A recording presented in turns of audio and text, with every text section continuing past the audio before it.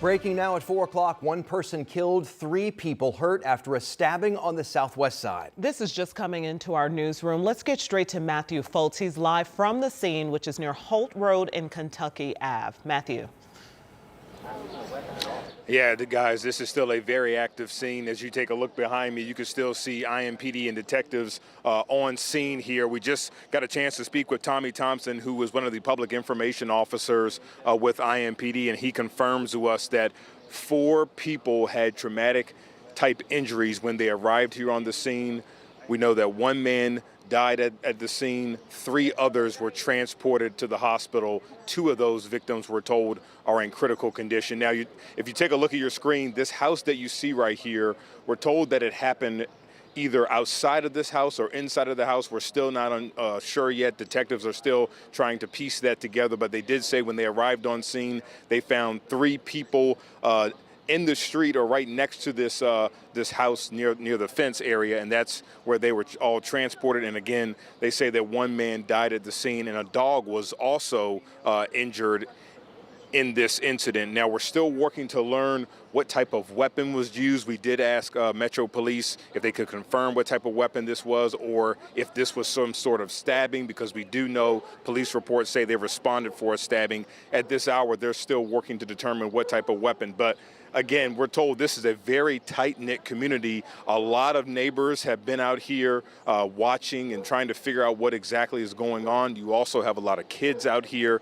in this neighborhood, and that's something that IMPD PIO Tommy Thompson really stressed, is that this is a traumatic scene for not only those involved, but the neighbors and young children who are out here. So as you take a live look back here at the scene, again, detectives are still canvassing this area, knocking on doors, trying to check security cameras to determine what exactly led up to this incident. But again, Dustin and Felicia, 4 people injured. We know 1 person died. 3 are at the hospital right now, 2 in critical condition, 1 in serious condition. Of course, we'll be out here and work to learn more and bring you the latest updates. All right, looks like a large scene taped off there. When you learn more, certainly let us know. Matthew, thank you.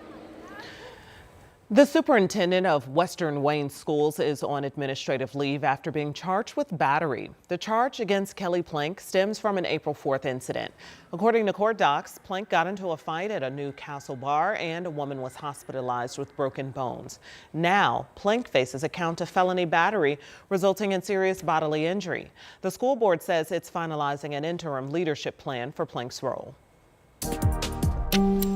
This is 16-year-old Amonte Douglas making his first court appearance on double murder charges. Douglas is now the 3rd Indianapolis teen finding himself in adult court for murder in just the last 2 weeks. Prosecutors allege Douglas shot and killed 2 teens and injured a 3rd in a gun deal gone wrong last April. Douglas was arrested as police responded and has been held in custody ever since. He was waived to adult court just last week, as were these 2 teens, 16-year-olds Richard Williams and DeMonte Satter. Both find themselves in adult court for murder. The Marion County prosecutor says on an average year, 5 teens will be waived to adult court for murder. We've got too many kids who have guns, and because there are so many guns in our community, these guns are going to find their way into the hands of kids, and they're not going to always make the right choice in terms of using a firearm. All 3 teens are being held in jail without bond. We'll of course keep you updated on the status of their cases as they progress. Also today, we are getting some clarification about why it's taking months for the federal government to pay Indiana to house ICE detainees. Indiana's Department of Correction confirms it has not been paid for those services this year. IDOC says just this month it did receive payment for this past December, and it's filed invoices for January through March. They point to a new multi-step process they have to follow to get those payments from the federal government and are working to streamline things to get payments processed faster. All righty, a very sunny today and a warm, beautiful day. And we know that could change overnight. Sean Ash is here tracking everything. Yeah, but we'll be sleeping. Yes. Okay, Yeah. well, that's good timing now, then. I just want you to know that there may be some thunder. So Okay. sometimes I know you come in the next day and say, I wasn't expecting this. Because you put the Thunder right at bedtime. Okay. Thunder cannot go at a toddler's bedtime. It'll be after. Little Junior should be in bed by the Yes. time this stuff rolls in. This will be after midnight unless he's creeping up around you there. Let me show you where we have the sunshine right now, some wispy clouds, but it really is just a great day here in central Indiana. And as expected, temperatures flirting with 80 degrees this afternoon. 76 officially in Indy, 75 in Muncie. These numbers 5 to 10 degrees warmer than yesterday, courtesy of a strengthening southwest wind that will be gusty this afternoon. We may get some of those gusts approaching 30 miles per hour. Your sun sets at 8:49 this evening. A few raindrops are possible at that time. I just don't think it's going to be very likely. This is the difference maker, and it comes in again mostly well after dark here. So you're going to have a lot of dry time this evening. This is Future Track 13. There is that continued low chance of a few severe gusts perhaps over the northwestern part of the state. This is at midnight. Still not a whole lot happening around the metro area.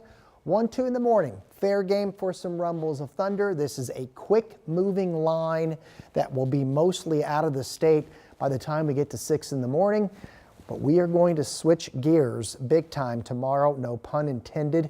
If you're going to the track on Wednesday, it's going to be much cooler than today. That wind is shifting directions, and it is going to be more in the 50s and 60s, so a little more jacket weather and a little bit of cloud cover. But this afternoon is just amazing. We also time out some additional storm chances and warmer temperatures ahead coming up in the 7-day forecast.